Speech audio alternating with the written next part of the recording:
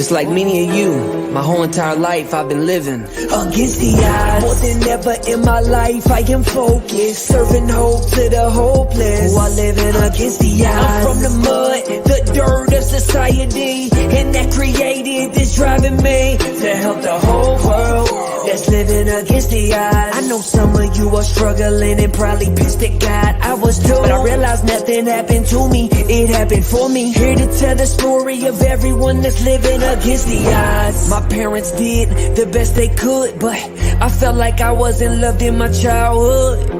Made bad decisions which paved the way, but I had to go through it to grow through it so I can serve the world today. Suffered anxiety and drug abuse, mentally not right, a couple screws were loose and still are, but I learned how to handle it. Realized I'll never get rid of it, so I had to channel it for good. I'll always be an addict, but now I am addicted to all this hope I give to you. Yo, I'm living proof that if you change your mind, you can change your life. Rest in peace to the old me, cause he had to die. I am redeemed, sober, recovered, clean. I ain't give it up, just had to switch it up the way I fiend. Now I fiend for the opposite on a positive level, against the odds. More than ever in my life I am focused, serving hope to the hope.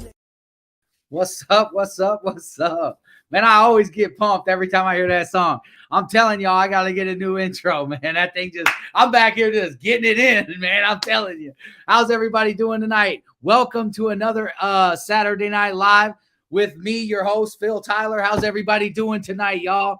God bless you. Thank you for being here. If you wouldn't mind doing me a huge favor, doing us a huge favor so we can accomplish our mission tonight. Share this live on your page. Share this live in your groups. Share this live wherever you want to share this live, because our mission here is to spread hope to the what, y'all?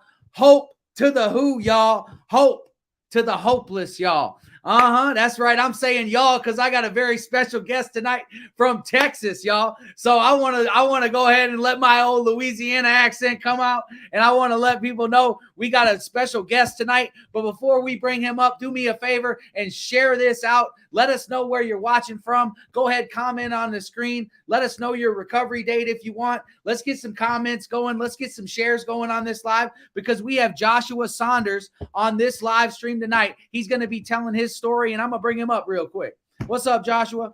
What's up, Phil? How's it going? Thanks for allowing me on your show, man. I really appreciate it. That's right, brother. This is God's show. This ain't my show. This is God's show, right? This is, man. This is. Yes, sir. Yeah, it's all for the glory of God. It's all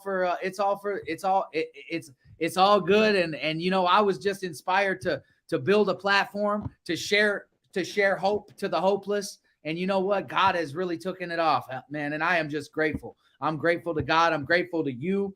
I'm grateful for testimony. I'm grateful for the darkness that we used to live in, that now we get to live in the light today. Yes, sir. That's for real right there. Yes, that's yes. Real. You ain't lying right there. Yeah, me and Joshua, we met kind of like through social media, through sharing. Social media. Yeah, through Heather Conley. Where's that sister at tonight? Hopefully she's here. Yeah. If I'm not mistaken, she invited me to the Against the Odds and was telling you about me, and then I shared my a post with a couple of pictures of me, and then that's how we started talking. That's right. Sharing is caring, brother.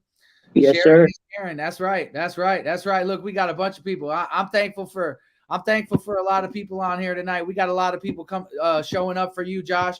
Chrissy's here. Chrissy's saying what's up. Yeah, let me put Chrissy on here. Yeah, I just want to put her up there. There we go. She's saying hi to someone else, but let me put a different one up. There we go, bro. There we go. Hey, yes. That's right. That's right. Audra's here tonight. We got Heather here. We got Cassie. That's right. That's right. We got a lot of people on tonight, but I want to let everybody know how grateful I am of all of you. And I'm grateful that, you know, God has kept us alive another day to walk in recovery, another day to spread hope to the hopeless.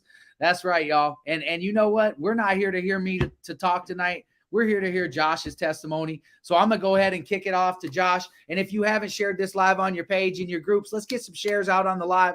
let's get it going, because Josh is about to share some hope with us tonight. And you know what? When we share hope and Josh shares his story, there might be someone out there tonight that can relate with Josh. And it might resonate with their hearts, and it might move them to make a change in their life too. They might look at Josh and they might look at me and say, man, if those two knuckleheads can make it, I can do it too.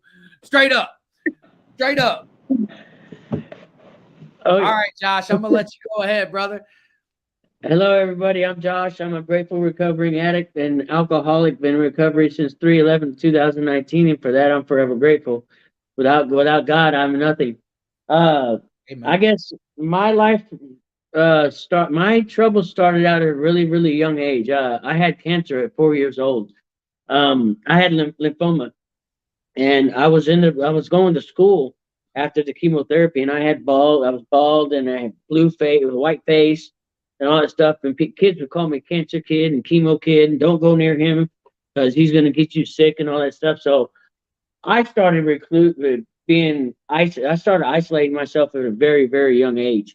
By the time I was 8 or 9, I was already getting in trouble in school, getting in fights and all that stuff. So my mom, God bless her, I love her.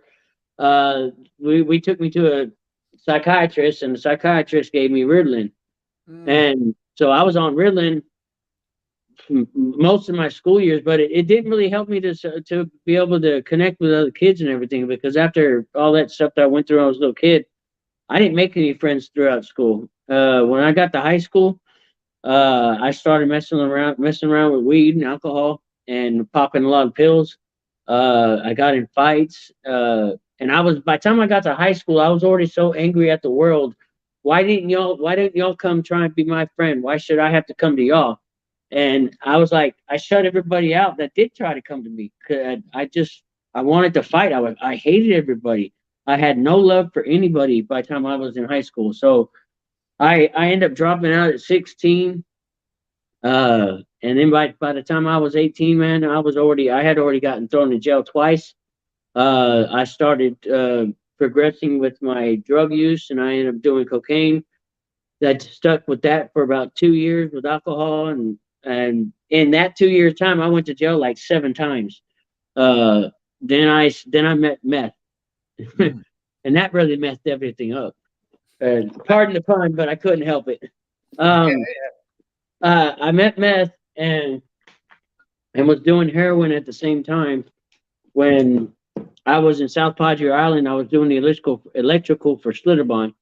And I don't remember 3 months of that time of being down there. I used one day on a Friday. I was in Brownsville, and just outside Brownsville, and I used, and I woke up 3 days later in San Angelo, Texas, and I don't know how the heck I got there. I don't know anything of that happened in those 3 days. You would think if going through an experience like that would stop somebody from doing anything. Nope, did not.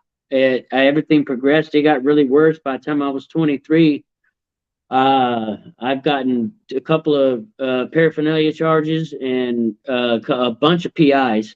But then I got in a relationship. I quit the drugs, but I still drank.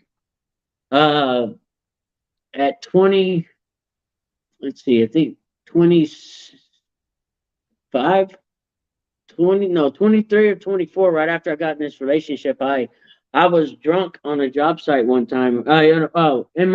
In the beginning of my story, I guess I should have mentioned I've cheated death probably 6 or 7 times in my life. I'm 42 years old now. If there ain't no God, then I don't know what's up there keeping me alive, because there's got to be somebody out there looking at me. I survived cancer. Now back to me at the 24, 25, I was drunk on a job site and I fell 15 feet head first in the concrete. I'm still here.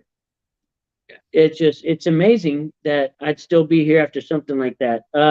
I still kept drinking even after that, and it caused a lot of problems with relationships in my life. I couldn't figure out why I was still so angry at the world, because by the time of me being an adult, well, when I was drinking, I had enough courage. I can go walk up to anybody and talk to them. I didn't care who they were. I'd make everybody was my friend, but I still hated everybody. But I think now, thinking about it now, I think it was more that I hated myself. Now that I'm in recovery, I realize it's that I didn't feel comfortable around anybody until I was messed up. And then when I messed up, you would think we all think that when we're messed up that we're all straight. Oh no, I'm good. I got this. Yeah, we just lying to ourselves. Mm. Um, man, I gotten let's see, where was I at now? I was let's see, at 26 and 27. 26, I got a DUI, and that was my very first big charge that I ever got. I flew a .218 or something like that, and I was only like 98 pounds. That's a lot of alcohol in the system for somebody that size. I drank Right. like a fish, though. Yeah, I was drinking so much at that point, even though I wasn't doing the drugs. I basically just replaced the drugs with alcohol. I was drinking a gallon of Rich and Rare every 2 days, or a gallon of vodka every 3 days. And if it wasn't the hard whiskey, I was drinking 4, 5, 6 packs of Tall Boys a day, Mm. starting out at 5 o'clock in the morning and drinking till at night, till late at night. And that's when I started to think that I might have had a problem. Uh, so I went ahead and went to AA. I was in AA I went to meetings every day for a little while, I guess for about 8 or 9 months. I think I stayed sober. But once that fourth step came around, I was gone. You wasn't going to have me admitting anything that I did wrong. But that was a big mistake. I wish I would have stayed in.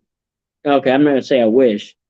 It would have been nice, smarter of me if I would have stayed in AA and actually did the fourth step and do what I should have done, because I probably wouldn't have got my life as messed up as it had gotten.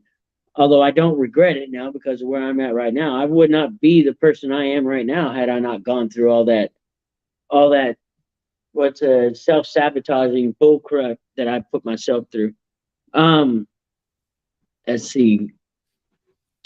I had broke up with that one girl. We were fighting all the time.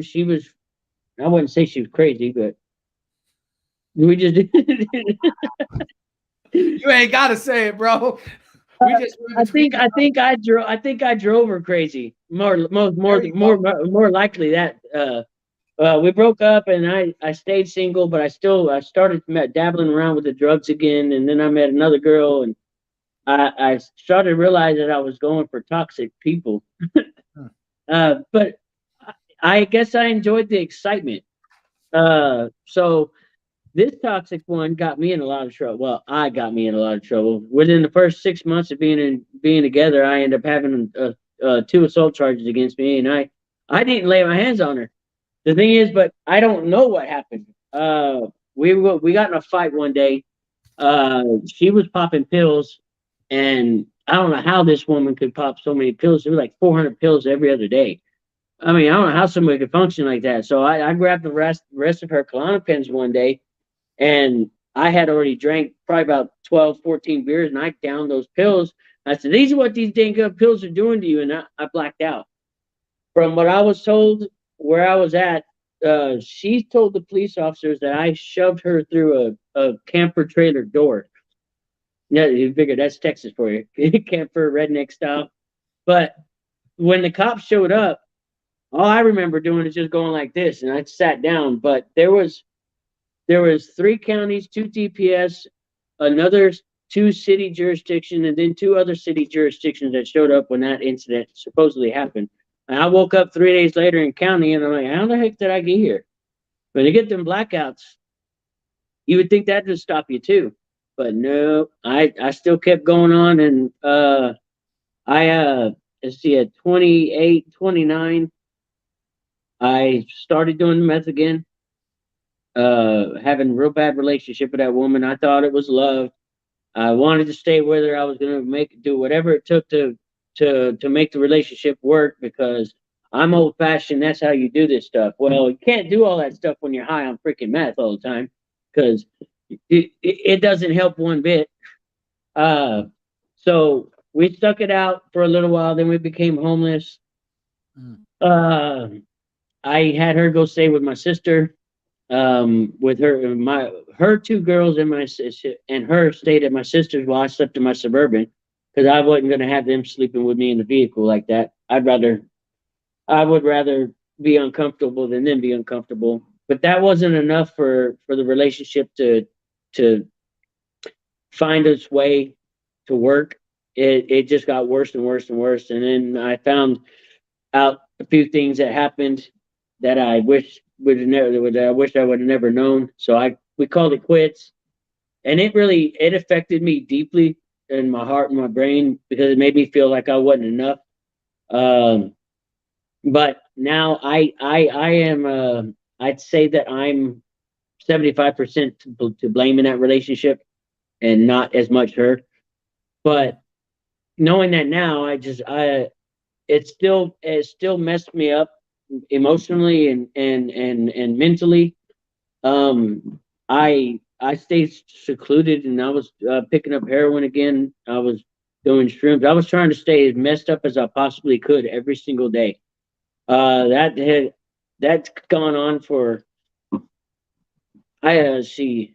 I got so messed up on heroin and meth that I jumped off of an 80-foot bridge into like 25 feet of water. Not once, not twice, but three times. I was hoping I would die, but I wasn't that unlucky. Uh, I also tried uh, car surfing one time. I fell off the car doing 45 and landed head first in the asphalt. I was picking asphalt out of my face for probably a week. It's where all these scars With right no here, all helmet, this, bro? huh? With no helmet? With no helmet. I was drunk. I was trying to show off to some chick. And yeah, that was stupid. That's the redneck thing. Hold my beer, watch this. And I did say that night too. Hold my beer, he said. Yeah. So yeah, that tore me up. I so that's most of the times that I have escaped death. Besides, I've overdosed three times. Um, this is I would say probably I was 31 when this one incident happened. I was with some friends. We were running around up there in Canyon Lake area. This is just north of New Braunfels, well northwest. And I had like 4 ounces of drugs on me, and I had already done a little bit of heroin, well, a lot of heroin, and I ended up freaking going blue in the car. They dumped me off on the side of the road, took my drugs, left me there to die, I guess. The only thing that saved my life was my phone was in my pocket and it was going off, and some passerby saw the light going off on the side of the road. So that they tell you, I got Narcan right there on the side of the road, and as soon as that happened, I found a way to get me a ride, and I went and got high again, like an idiot. You would think. I mean, a normal person doesn't think like that. A normal person is gonna be like, okay, this almost killed me. I ain't gonna do this again. Nah, I wanted to get lost to where I didn't feel no pain. I was feeling pain up in here, and I'm feeling pain in my heart, and I didn't know how to get rid of it. And my using drugs and alcohol was my escape to to to deal with it, even though it caused more issues and more pain. Um, I had two more overdoses, and this was probably 34, 35. And that's when it's gotten like it had gotten really, really, really bad. I was living behind a restaurant in a one-room shack. Um,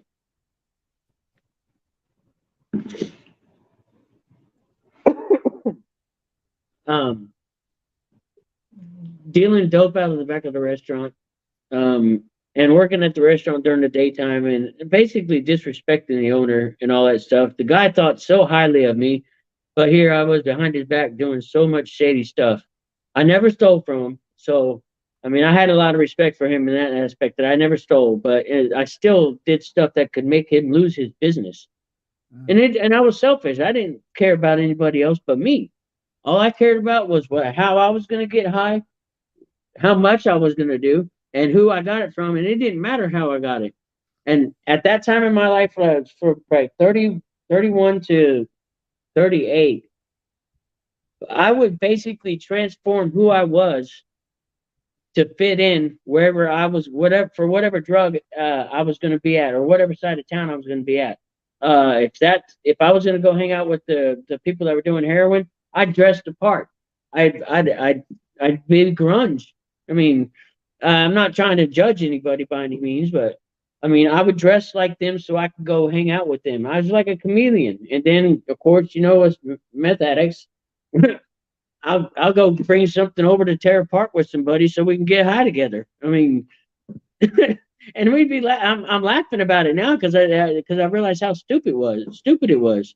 Um, if I was going to go tripping on shrooms, I would always go wear a tie-dye t-shirt and hang out with the hippies. I mean, I fit in everywhere I had to just so I could get high. And it's not a life to live. It really wasn't. So in my 30s, I had already decided that this was the life. I had accepted that this is the life I was going to have. There was nothing that's going to change it. I was probably going to end up dead before I was 50. And I was dang near okay with it. I was waking up every morning to stick a needle in my arm and then going to bed at night with a bottle in my hand because I was so ashamed that I stuck the needle in my arm. And by the way, I'm crying every morning while I'm doing it because I know I want to quit. I need to quit, but I can't quit. And it was horrible. I get a little teary-eyed thinking about what I put myself through. That's good. And I know there's others that are doing the same thing right now, and there is a way out. Everybody, God's going to help you. God's got something planned out for you. It may not be today, it may not be now. It may be 3 hours from now. You might have a wake up, say, "Oh my God, wait, maybe I need to do this." 30. Let's see. At 36 or 37, I got busted my first time with meth. I spent some time in county over that, and it wasn't my fault. The cop planted the drugs on me. It never was my fault. Yeah, that was my excuse. And also, I was getting harassed by the police officer. That's my mentality at that point. But I had 27 warrants for my arrest, and I was wondering why the cops were harassing me all the time. Yeah, I had a few warrants in 2 different counties. So by this time, I had been in jail 18 times in the last 20 years, and that's dang near every year, once a year. So at 30, after that charge, I'm fighting it in court and getting it delayed. And like at 38, 2017, I believe. So just before my 38th birthday, I got busted again. This time with just a baggie residue. Still considered under 1 gram. So I go to jail for that. Yeah, I go to jail for that. And I was trying to find my way out of that one. I was making all kind of excuses. And then the judge that I was seeing at the time for both charges, because they went ahead and indicted me on both of them, and they were trying to charge me separately, but then I got my lawyer to do it, have him run them both. He was doing some kind of plea, and then at the last minute I was telling him, I ain't doing no damn plea. I'm going to get off of this stuff. You're going to do your job. Well, I got a judge that was a real hard head for drug addicts. So I was lucky that for a year and a half, we were able to get the court dates postponed, go to the next court date, just drag it out as long as we possibly could. But his daughter, if I remember correctly, his daughter passed away from an overdose. So he had it hard. He had it hard on drug addicts. In my county, where I'm from, in New Braunfels, Comal County, you don't get very many chances in that county, and then they just send you off to prison. They just rather just wash their hands of you, get you out of the way. I don't think that's fair. So February 17th of 2019, I finally agreed to a plea agreement because I got tired. I'm getting messed up every single day, and I figure going to prison probably might help me out a little bit, and maybe. but I was tired of getting high. I mean, when they did a piss test on, I mean, a urine test on me in the court, every single bar lit up on that freaking urine test. So the guy the guy that was giving me a test, he goes, "How the heck are you functioning right now?" I'm like, I don't know. And he goes, "Well, let's just go back in the courtroom." And so we tell the judge, and the judge goes, "Well, we're going to give you one more chance to come clean next month, and then we're going to finally decide whether we're going to send you." So I signed for 5 years, state jail, and that's what I signed for. And he goes, "We're gonna let you go out for a month. You're gonna come back next month, and if you come clean, then we probably won't send you to prison or to jail. But if you come up dirty, you're going away." I'm just sitting here thinking, "Oh yeah, I'm not a guy." In my mind, I'm sitting here telling the judge, "Nah, I'm not coming back. You ain't gonna see me. I already had it planned out. I was gonna go take off to Mexico. I was gonna be a big dope dealer down there and probably get my butt shot." Mm-hmm. So, March 11th of 2019, which is my clean and sober birthday. When I come into court that day, I'm messed up still. I'm feeling like crap from the last 3 weeks of partying. I didn't even look up at the podium or anything. I kept my head down the whole time. My lawyer didn't even show up. I guess he washed his hands of me too. When my name got called, I walk up there and I'm trudging. Yeah, you know how a trudge. It's a slow, depressing walk that somebody has. I'm walking down this line for the last time. So I get up there and he goes, "Mr. Saunders, what happened to you?" And I looked up and I got a completely different judge. And I'm sitting here like, "Man, Mr. You're not gonna say his name, but I said, I got hooked on drugs, man. I said, I did good for a while, but I'm stuck on them again and I can't stop."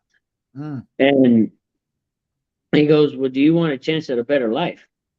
Man, I asked him flat out, I said, do you think there's a chance for somebody like me to have a better life?" And he goes, "Yeah, I think you're worth it." And he goes, "Well, let's do this urine test real quick anyways." So we go do it, and I actually came up clean. The only way I came up clean was I drank 2 Gatorades with half full of baking soda before I got into court, because I was trying to cheat it so I didn't have to go to state jail. I was figuring, hell, they might just put me on probation and let me go, but that was stupid. I'm glad it went the way it did right now. So I come back, and the judge is like, "So you came up clean?" And he goes, "Tell you what, we're not going to send you there.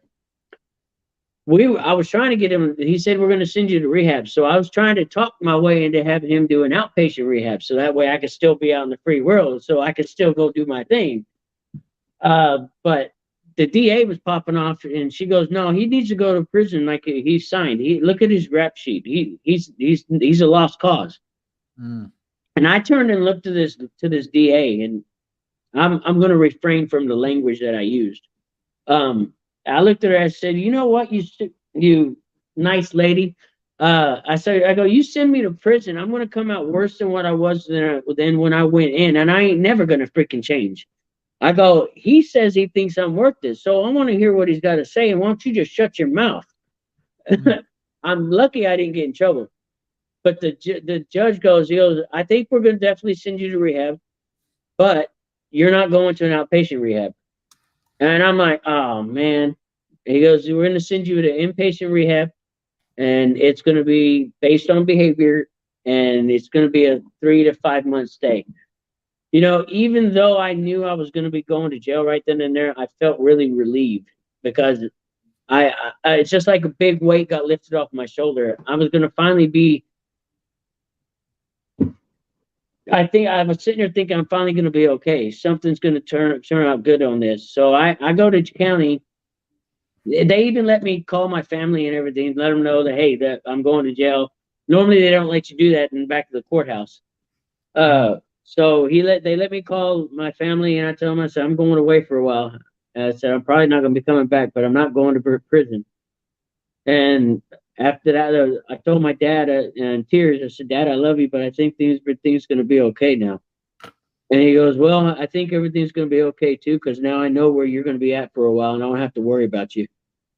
Mm. 'Cause all those nights that my dad never heard anything from me for weeks on ends. I mean, that puts a whole toll on my family. And thinking about it now, it hurts that I did all that to them.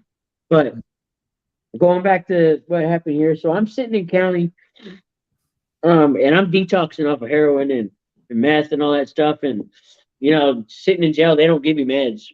It's ibuprofen or Benadryl, and that's all you're gonna get. 3 weeks I sat in the solitary confinement because I was sick. I was throwing up. I could not eat. I felt like it felt like my body was being pulled apart at the joints and having knives stabbed in between the joints of my legs and my arms, my wrists, my fingers. I mean, my eyelids were hurting. That's how bad I was hurting. Finally, they let. I got to at about 3.5 weeks. I got to feeling somewhat better. I could start keeping food down, and they put me in general population. And I'm sitting there, and I dang near knew everybody that was in a holding cell. So I felt comfortable. I'm like, all right, so I'm getting free food, I'm getting free snacks and all that stuff. Don't have to pay for anything. Um, and I finally get called up on the April 24th. They called my name up and said, all right, you packed your stuff, you're ready to go. Mm. And so they were sending me to a place called CTTC, which is the Central Texas Treatment Center. I was under the assumption they had a swimming pool, they had candy all the time, you get to exercise and you get to mingle with the women and all that stuff. No, no, no, no, no. That was a fantasy world. That ain't one of them 30-day, 60-day rehabs where you get to have fun and relax and just take a vacation from the world. Where I was going, I had to work. So I get out, and my sister and my dad pick me up, and they say, "Well, we've only got, I think, 3 hours to get you to where you have to be." I go, "What?" They said, "Yeah, we have a time limit. If you don't show up at that place at a certain time, you're going to prison." I'm like, "Oh, okay." So I live in New Braunfels, and Granger, Texas is 2.5 hours away, 2 hours and 45 minutes. So we didn't get time to really do much. We stopped at Jack in the Box, got me my freaking favorite meal, the butter, I can't remember what it is, the butter and Swiss Jack. What's it called? Jack in the Box? Yeah, Jack in the Box. We ain't got them up here really. You ain't got no Jack in the Box up there? Oh. I love the buttery Swiss burger. I can't remember what it's called, but it's good.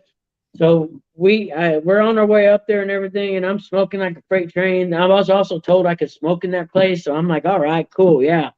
I get up there. We get up there and it was like 3 minutes to spare. I go out there and I'm starting to smoke my last cigarette because I knew they weren't going to let me bring my own in and all that stuff. So I'm smoking a cigarette by the curb, and this still tall, skinny guy comes walking out there, and he lights up a cigarette beside me, and I looked at him and I was like, well, maybe he's an inmate or a resident. I go, so what do you think of this place? He goes, I think this place is the best place for people that need to be here. I go, it looks like a freaking old folks home to me. And he starts laughing and puts a cigarette out and walks back inside. Well, little did I know at that moment, that was the director of that was the main director of the rehab center. And I've actually got to know him pretty well. He's a really, really cool guy. But so I go in this rehab, and I'm sitting, like I said, I'm sitting here thinking that I'm going to be out of here in 3 to 5 months. Yeah, no problem. I can do that easy. I was wrong. I ended up spending 11 months in that place because it's based on behavior and all that stuff. And I'm a comedian. I want everybody to like me. I want everybody to be happy, and I want everybody to be my friend. That doesn't work that way in a cognitive self-change rehabilitation center. You act up like a fool, wanting to please everybody. You're getting written up, and you are going to be losing phone calls and add more days to your time. So we got this thing that you got a workbook you got to work through called it's the 12 steps and all that stuff. And if you don't get to to the third one, within the first month and a half of being in there, you get stuck at a table at a cubicle about this wide, and you got to wear a red table badge. I ended up sitting at that table for 3.5 months. You get up at 4 o'clock in the morning, you sit at that table, you shut your mouth, you do not talk to anybody, you have to get escorted everywhere around, you cannot eat with anybody else. It's basically solitary confinement without the walls. 3.5 months I sat at that table, and I'm sitting here thinking, maybe I gotta quit doing things my way, because my way is not working here. So I chilled out. I started getting better up, straightening myself up in there. I got off that table, and then as soon as I started conforming to the way they want you to be, which I wouldn't really say it's a bad thing. It's basically they're teaching you how to think before you act, and that I'm an impulse thinker. It was. I'm not so much anymore. So I get off that table, and then my program starts to go a lot better. And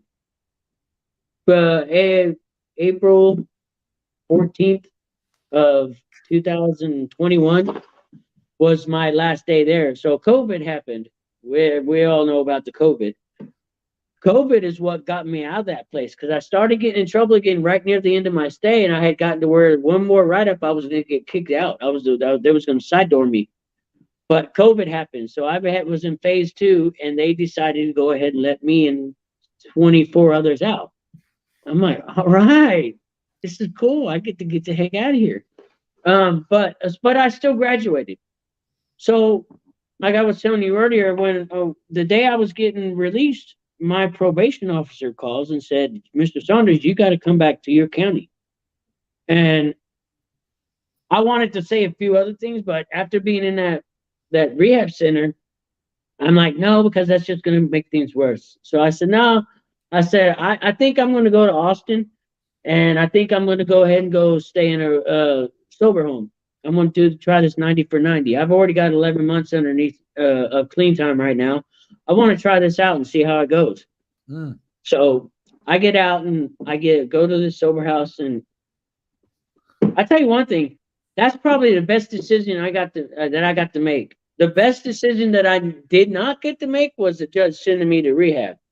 I love that judge for that, and if I could give him a hug and a kiss, I would. So I go to this sober home. I end up staying there for a little over a year, and they say for every couple of months that you stay in there, the more years that you add on to your recovery. I stayed there for that long, and I met a girl. Now, I've been working my program. I've got a couple of sponsees. I've got a wonderful sponsor. He's got Barry Flynn. If you're watching, I love you, brother. He's got 22 years of sobriety.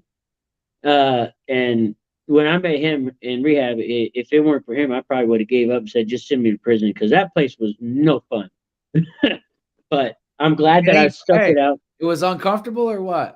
Oh, it was more than uncomfortable. That's shock therapy, brother. But I tell you one thing, if it weren't for that place, I would not be able to do the things I do right now. That's right. And change ain't ever comfortable. No, it ain't. And now that you brought that up, that brings up another thing that I was struggling with. So I get with this girl.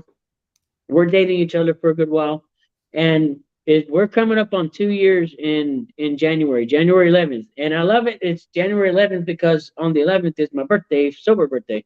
So we celebrate the anniversary and the birthday at the same time. But we here about 6 months ago, I move in with her. We got a beautiful house. I started struggling, but I couldn't pinpoint what the issue was. I didn't go into meetings somewhat. I maybe hit 1 or 2 meetings a month. I worked a lot. Like my teeth. Now y'all can see I got nice smile. I got a beautiful smile right now. But a while back, a lot of y'all already know that my teeth were pretty nasty. It looked like I had a mouthful of dice. I can crack that joke now because I'm comfortable with it because I don't have them no more like that. But anyways, that was causing issues. I finally realized that, but I was starting to cause issues in my relationship, and it was causing issues with me at work. It was causing issues with me acting in public. Um, I realized that I was going through a struggle, and I was going to make a point to figure out why I was struggling, what I can do to fix that struggle and make it better, and what can I do to make everything 100% better. What do I got to do? So I dug down deep and I got with my sponsor, and I realized that because of my teeth were the way they were, I had already, as soon as I walk out that door, I'm in self defense mode. I am automatically a mouthy person. I'm real rude, um, and I treat other people like crap. And I did not notice that until after me and my sponsor sat down and did some work on it. And so I basically had a relapse without relapsing on the actual drugs and alcohol. I was relapsing to my old behaviors, partially because I was letting this up here dictate how my life was going to be. Mm. And so I decided after I figured out what that was, I was going to do something about it instead of sit there and say, okay, well, this is just who I am. No, that's not who I am. So I got an appointment set for December 6th. And Mr. Phil here sends me a message back in before, I think, was it like beginning of November? He asked me to come on the show. And I'm like, oh, right, yeah, cool, no problem. And then I go December 6th. I'm like, oh my God, I'm going to have these nasty teeth in my face when the show happens. I was already dreading it. I was like, man, I don't want to go on there. I mean, but I was already doing lives and being uncomfortable with those lives with my nasty teeth showing because I know me doing that was going to give courage to somebody else. Amen. But deep down inside, I was crying. I'm like, I hope nobody sees my teeth. I hope nobody says anything. But I had to do it because I want somebody to not feel ashamed for that stuff because it can be fixed. So I've been sitting here praying after Phil asked me to come on the show. I'm like, dear God, please. I was basically going through a long prayer when I'm driving to work. I'm like, dear God, please relieve me of these fears and insecurities. Please allow me to get my teeth fixed before I get on the show. And 3 days later, I get a call from the dentist saying they want me to come in on November 23rd. This is the day before Thanksgiving. And at that moment, I'm like, my world is going to be better from here on out because I struggled. I found the reason why I was struggling. I did the work to get over the fears and insecurities, and then I put effort into the work to get my teeth fixed, to fix my self confidence, to fix my self esteem. I know I still talk funny, but that's okay. I'll take that any day. But that doing all that work, when you realize you're having a hard time and you do actually do that work, I tell you one thing, the reward of that is so wonderful. I mean, you got to thank God above mainly at first, but you also need to thank yourself for putting yourself and learning, putting yourself first and making sure you take care of yourself. Because if you don't take care of yourself, you can't take care of nobody else. With that being said, as for work wise, now that I'm in recovery, I got my electrician's license back. I'm going to be getting my journeyman's next year in March. I am now a certified air-cooled generator technician. I'm certified in-phase solar and battery technician as well. In January, the 16th, 17th, and 18th, I'm going to be going to Houston, and I'm going to be getting certified. I'm going to do a 3-day course for Generac for their liquid cooled generators, which are 36 kW to 150 kW natural gas, propane, and diesel generators. So I'm going to be certified in that too. I'm going to a course for Kohler generators. I'm doing nothing but progress. And I've got 2 felonies. And a lot of people always want to say, oh, I got felonies, I can't get nowhere. That is a bull crap lie because you are what's holding yourself back, not your felonies. I've been offered 3 positions in 3 different municipalities as an electrical inspector. I turned them all 3 down because what I'm making right now, that stuff can't touch it. The benefits could, but I make about $1,400 a week right now. And when I get this other certification and I get my journeyman's, I'm gonna be almost clearing $100,000 a year, and that's good. And I barely have to work now. I just go diagnose what's wrong with the generator, order the part, come back and repair it, and get paid. And I'm making that money. I'm a responsible member of society, and I'm not a POS like I used to be. I was a really, really bad person in my drug addiction, and now my partner asked me. She goes, "How can you be so wonderful? How can you be so caring? How can you be so understanding?" I tell her, I said, "Because I was a real POS in the past." I said, "I want to be 1,000 times better than what I was before, and I have to continually work on myself to where I can be better and better and better." I hope somebody gets something from this. I probably rambled on a little bit and didn't make much sense, but I love everybody. Thank you all for joining today, and I really appreciate it. And I hope y'all love my new smile. We do. I can't help but brag about him. I feel so good. I feel so happy. Amen, brother. Yes, sir. Powerful story. Powerful story. Powerful story. I got to say that multiple times. People know I repeat myself all day long. I want people to know how powerful that story was. That story was pretty much, I mean, you went to a cognitive behavioral therapy treatment? Me too. Uh-huh. I was in treatment for 10 months. You was in treatment for 11 months. Huh?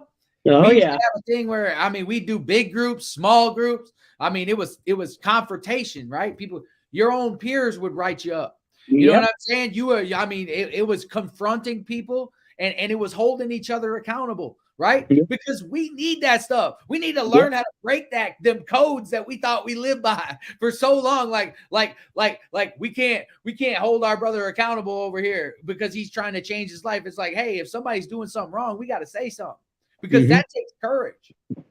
And we thought we were tough, right? What were you doing? Hanging on the car? You know what I mean? What's it called? Car surfing. Car surfing, man. Straight up, bro. You know, we did, and you even said it. You said it, man. You were trying to find acceptance in all these areas, bro. I mean, I did the same thing. I could be accepted over here, but I would be accepted over here, but still I'd feel all alone. Right? Yeah. I feel alone. I can go put on the tie-dye shirt, go hang out with the trippers, pop some mushrooms, do that, right? Then go hang out with these people over here, drinking on the weekends and talking bad about the people I was just hanging around with the week before, right? Yeah. Total chameleon. I'd be hanging around people that did meth. Then I'd stop doing meth and I'd go hang out with people that just did coke, and we would talk bad about the people that did meth like it was some kind of big deal. You know what I mean? Like we were better than them. But that chameleonism, that manipulation that we always try to fit in, where we got to fit in, right? And we could do it so well, but we never could fit in and we never felt right still, brother, your story just ignited in me. I was sitting back here like, man, he is just telling the truth. You were like, hey, there was a judge that saved my life too. There was a judge. So I went to court. You know, this is my, I don't know, umpteenth time in court. You said, I want to back up and say, you know, Joshua said this. He said, I got 2 felonies. You got 2 felonies? Yes, sir. Hey, I got 2 felonies. Felonies ain't holding you back. You holding you back. I got 11 felonies. Okay? 11 of them. And I had a job. I have a job. I have a career. I make decent money. I can provide, right? Right? I can do these things. It's not my felonies that hold me back. It's the excuses that I use to stay trapped. And I'm gonna deal with it and call it fear, right? And call it fear because that's what it was. I didn't want to change because I was scared. I didn't know, right? And I didn't change. I would just stay stuck in it. So I wanted to back up on that too. You know, you preached a lot of good stuff, brother. I mean, your story is incredible because you did the work. and you continue to do the work. And then you were out and you realize, you know what? I'm still a negative thinker. I still hate people. I'm still like, I'm not happy with the way I am. And you did the work, bro. You didn't go back out. You didn't go to the bar and say, you know what? You know, I'm going to let this do that. You realize something in you because you realize something in you because of what you've been through in that 11 months of treatment. You learned something. There was something that came up and you listened to God. You listened to the God's will in your life. Hey, you need to work on this. Hey, you need to talk to your sponsor about this. That's the stuff we used to push away all the time, huh? Yeah. Yeah. Oh, man, we get good thoughts. Like, maybe I want to do that. I don't want to do that. Right? But instead, you took it and you ran with it and you worked on yourself. Man, what else do I got written down here? Man, you were so hopeless, bro. We were talking before on the live when I told you how hopeless I was.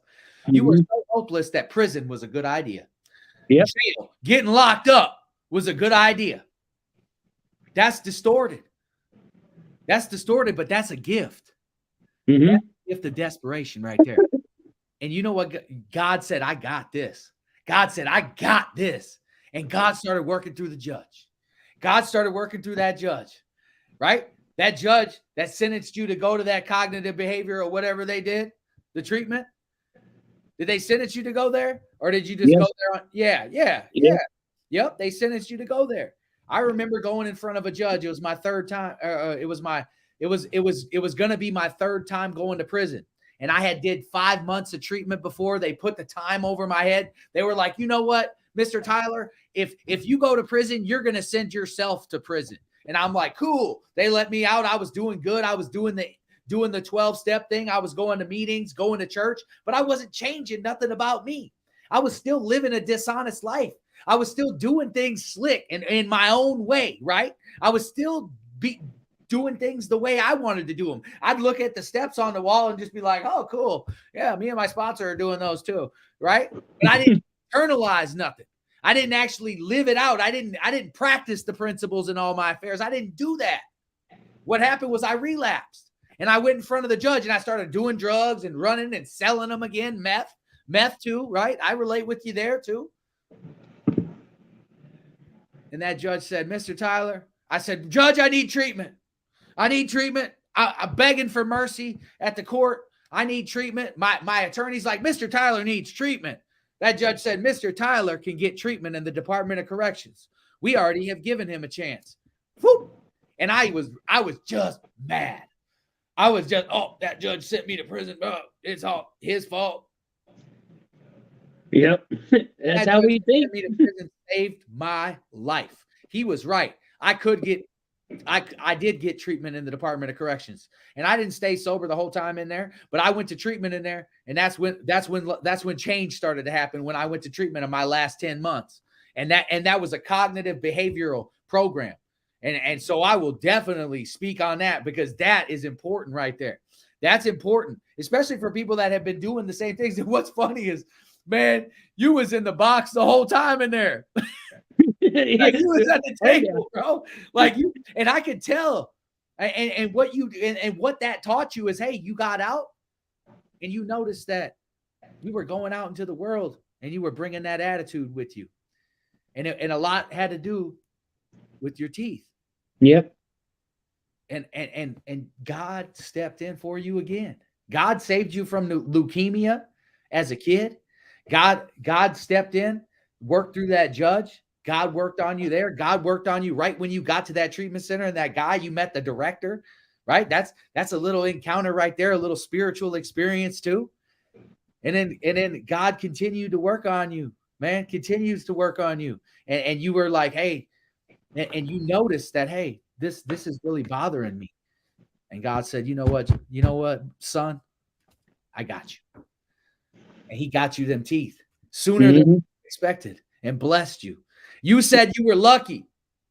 I commented on the live and said, you weren't lucky. You were blessed for real. God has a calling on your life. He's been calling you ever since you was a boy. He changed. He pulled you out of cancer. Not many people can say that. I know another brother, and he's in Canada. He's a leukemia survivor too, and an addiction survivor, right? Mm-hmm. You have a purpose in life, and the enemy has been trying to get at you in any old way he could, whether it was drugs and alcohol and appearance and acceptance, right? And now you just going hard for recovery. You're trusting in God. Man, I'm so proud of you, brother. I mean, you have an incredible testimony. I can relate with darn near all of it. You know what I mean? Darn near all of it. And it's just what I really got out of the last part of what you were the meat here is humility, bro. Humility. You have a lot of humility because you've been to the dark side. And you know what? That's how I feel too. I feel like, I care about people. I do. I have that empathy for people. I want to pray for people. I want to wish people well.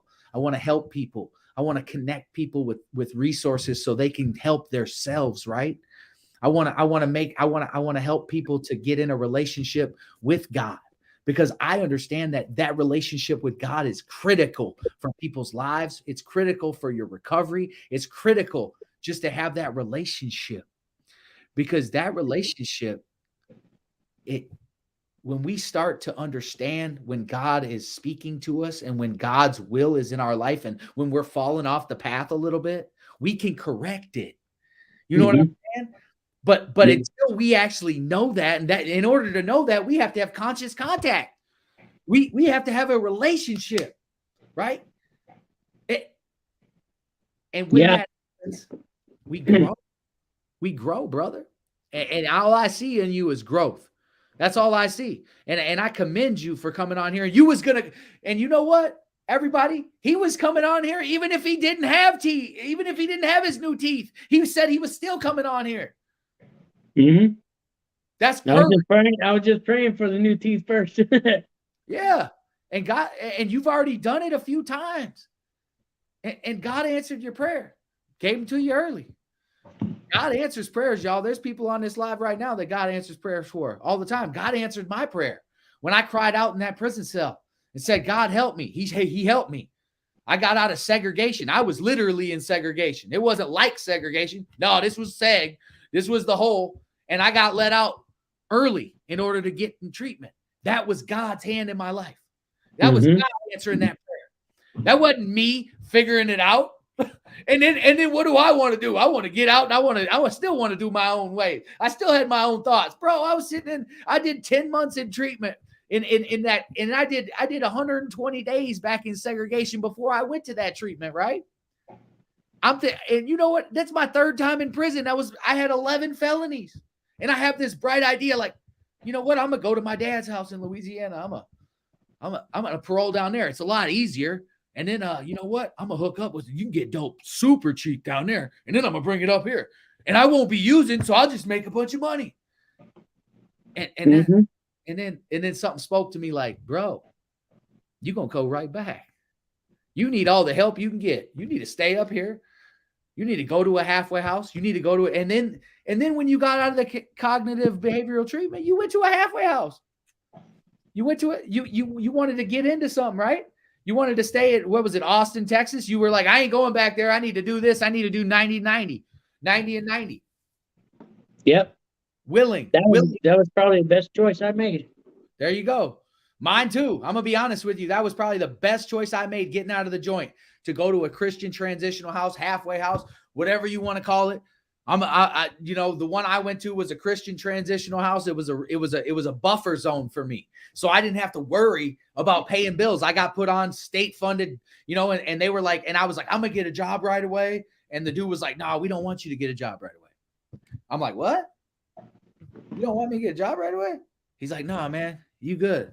He's like, we encourage you to volunteer around here. We encourage you to do this. And if you want to maybe go to school, you could probably go to school. But if you get a job, you're going to get cut off the state funding, and then you're going to have to go to a different kind of house. And I was like, oh, okay. And you know what I did? I submitted to him, just like you did. You submitted when you were sitting at the table. You're like, I got to submit, because every time we submit, brothers and sisters, we break that rebellion. Every time that we submit, we break rebellion for real. And when we rebel against God and his plans for us, what happens? Man, we end up in some bad spots. Yeah. Dark spots. Prison, jail, dealing with prosecutors, and there's even darker spots. That's right. Man, I'm grateful that you came on tonight. I'm so glad I got to come on too, man. I've been excited about it all week. Man, we had fun. Oh yeah. Yeah, It we definitely did. really means a lot. Yeah, man, I'm grateful that you came on. What do you? I remember you gotta. I want you to be able to tell people one of the most influential things of your recovery. The most influential thing in my recovery You told me about it. would be my favorite phrase. There you go. If it's out of your control, it deserves freedom from your mind. Y'all hear that? Repeat it for us. You got to repeat everything twice around here. Oh yeah, if it's out of your control, it deserves freedom from your mind. And well, I might as well throw this one out. Everybody else's business of us is none of our business. That's right. Those two right there. I know for a while there was because my teeth, I kind of fell back on that because it was really hard to deal with. But I got over that bull stuff, and I'm not letting this right here screw with me no more. I'm done. I'm done letting the devil take over my thinking. That's right. Yeah, remember, if it's out of your control, it deserves freedom from your mind. If it's out of your control, it deserves freedom from your mind. Man, that's profound, because isn't it most of the stuff that we can't control that consumes our mind? Yeah, I know for myself, I can't control a lot of things. Let's just be honest. We're powerless straight up over everything. That unless it's our action on how we respond to something, right? But the outside world, everything outside of here, man, we're powerless over that. I'm powerless how the technology was going to work tonight. I'm powerless on what people are going to comment on this live. I'm powerless over what Josh is going to say on this live, right? I'm powerless over everything but the way I choose to respond to situations. That I have some say-so in. I don't have to act on impulse anymore. I can dial it down a little bit. I was an impulsive guy too, like you. I was a hothead. I love hearing your story, man, because you just kept it 100. You know what I mean? Yeah. You kept it real. And that's the best testimony we could always get, is when someone just comes on here and keeps it 100, man, and keeps it real. And that's what you did for us. I want to thank you for coming on. I want to give you a lot of praise. I want to congratulate you on your recovery. I want to congratulate you on your new teeth. I want to congratulate you on all your decisions in life, because I'm telling you, brother, God shows up for us. God does for us what we can't do. Mm-hmm. But we got to be doing something, right? We got to be knocking on the doors. We can't just pray for a job and expect it to come to us. We can't pray for something. Like you had to go and you had to sign up for your teeth. You had to do the work to get the teeth, right? Mm-hmm. God does for us what we can't do for ourselves. Yes, sir. That's right. And I got to keep that conscious contact with God, because I lost it there for a little while, and that's what helped with me fighting my fears and insecurities. I can't do that again. If relapse is not an option, and I am not going to let myself get back to that dark place again. No, sir. I want a beautiful life. Yeah. So when you feel those thoughts, or you feel like you're backsliding, you revert back. I mean, it's a daily reprieve. It's something that we have to live out every day. You know what I mean? It's not something that we're just like, oh, I'm good.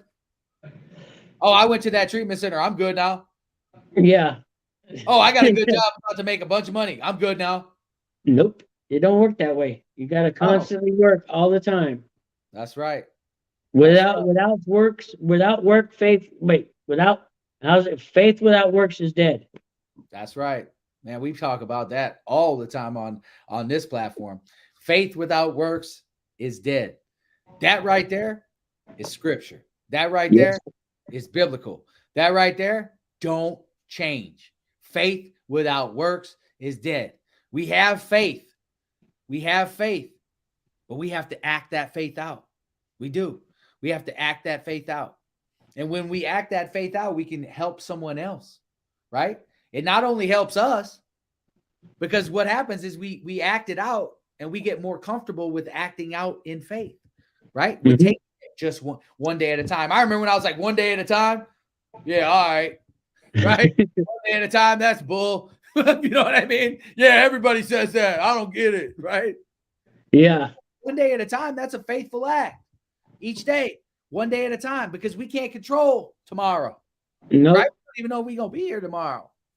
Sometimes I have to take it 1 minute at a time or an hour at a time. And that happens, especially when it comes to work, because I get bombarded with 1,000 things throughout the day, and I get stressed and anxious, and I'm like, all right, what can you do right now? And that kind of helps me out. I go, okay, well, I can do this. That can wait. You don't have to deal with it right now. And then it's just like, wait, here, all right, we're going to do one thing at a time, 1 moment at a time. If we have to do this 1 second at a time, then we're going to do it. And that's also what's helping me quit smoking too. I 3 weeks, a little over 3 weeks today. Bruh. Now I'm doing the vape, but I'm not. I'm only hitting it. I mean, I'm using it, but I'm not using it like a cigarette. So my plan is, in probably about another month, to be off of this too. There you go. So yeah, I'm taking it 1 moment at a time with the not smoking. Focus on the step, y'all, not the staircase. Yes. Focus on the step, not the staircase. For real. Yes, sir. Baby steps. I mean, I tell people this. I mean, our last live, I asked her, I said, I think I was like, you watch football? But I like to give this analogy, because here's the deal. In football, when the quarterback has lost his confidence, when he's made a few incompletions, right? He ain't getting the ball to the receiver. They ain't moving the ball down the field. So he's not really doing his job that well. What happens is they give him a few easy passes, right? They give him some baby passes to receive the ball, right? And what that does is it builds the quarterback's confidence. It builds the quarterback's confidence because he starts to take them baby steps. And now he's moving again. Now he's not moving backwards. They moving the ball up the field a little bit. Slowly, but surely. But it don't matter, right? The baby steps help us. Them small little completions, them small little goals. I always tell people, set some goals in your life. Set some goals, and then the goal that you set little goals to get to that goal. And then when you get to that goal, mark them off, because you're going to build confidence.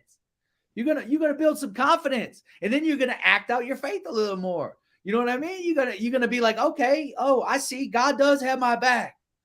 God does have my back. Like it is really 1 day at a time. I don't have to take it 1 month at a time. I don't have to think about my court date next week. I don't have to think about the parole hearing next month. I don't have to think about the job interview that I have. I can just take it 1 day at a time and live in the moment, right? Mm-hmm. That works for us. It works for everybody. And what I like to say is this: it ain't always drug addicts and alcoholics, y'all. For real. The normal people can learn from us too, because we all fall short. Ain't nobody out there living a perfect life. Not all of us have went car surfing. Not all of us have went car surfing. Not all of us have been to jail. That's because not all of us have been caught. We all fall short, y'all. For real. We all fall short. And I just want to give the glory to God tonight. I want to give praise and glory to God and God the Father and our Savior Jesus Christ, because you know what? Without that, without God, without that, I'm nothing. Without this, without my relationship with him, I'm nothing. Mm-hmm. I couldn't do this. I wouldn't have made it this far. Josh wouldn't have made it this far. So I just definitely want to give him the praise and the glory, because, you know, he shows up for us. And your testimony is proof. Anyone's testimony is proof. But tonight, your testimony was proof that God shows up, especially when God does for us what we can't do for ourselves. That decision that you didn't make was that judge. I remember you saying that.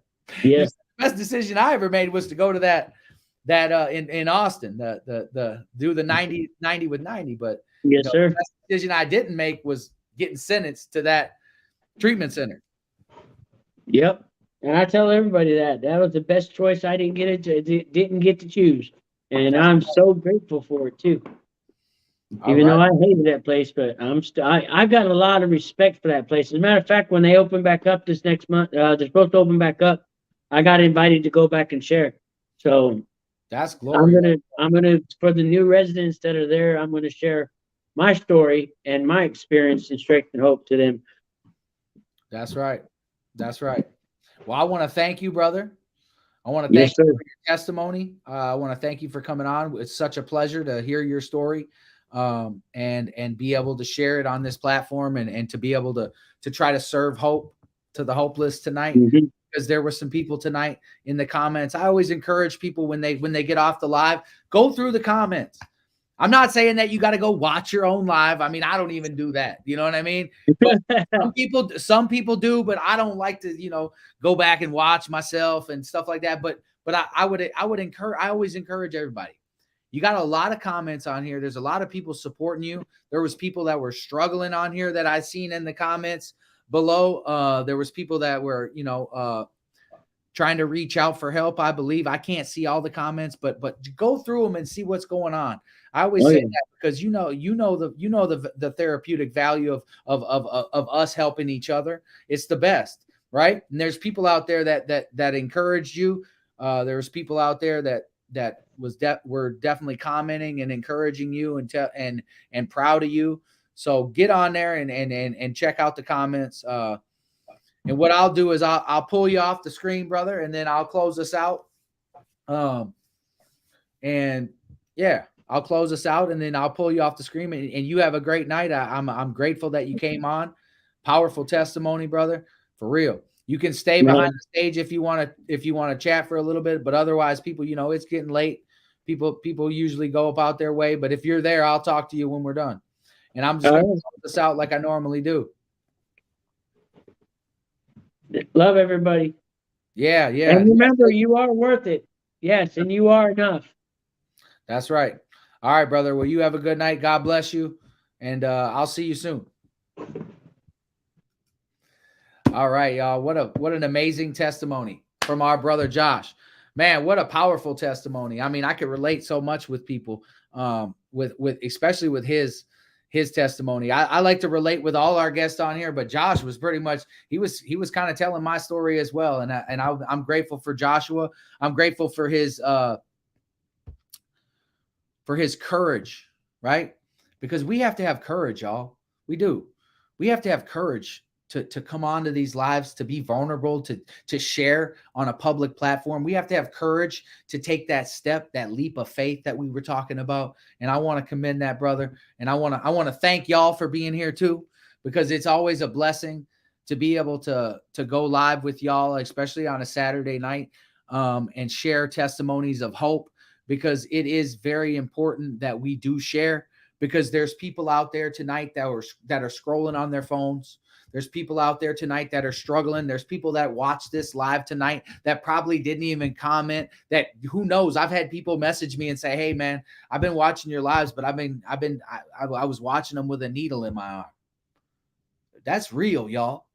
That's real, and that's why we make that commitment to go live on Saturday night and bring on a special guest so they can share their hope, because their hope might spark something in somebody's insides that might turn somebody's spirit to say, "You know what? I've been thinking about changing, and I just heard what he had to say. I just heard what she had to say, and I got to go all in. I got to get into treatment. I got to make a phone call. I got to reach out to somebody. I got to do something about this," right? And that's why we do this.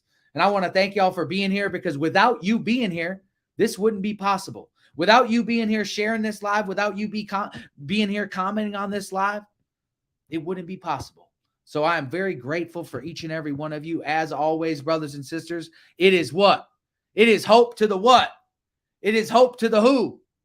It is hope to the hopeless, y'all. Have a blessed night. I love you. God loves you. Peace. you're blessed with a new life and you come from the trenches, man, you just want to tell everybody about it because there's hope. And when there's hope, there's lots of change.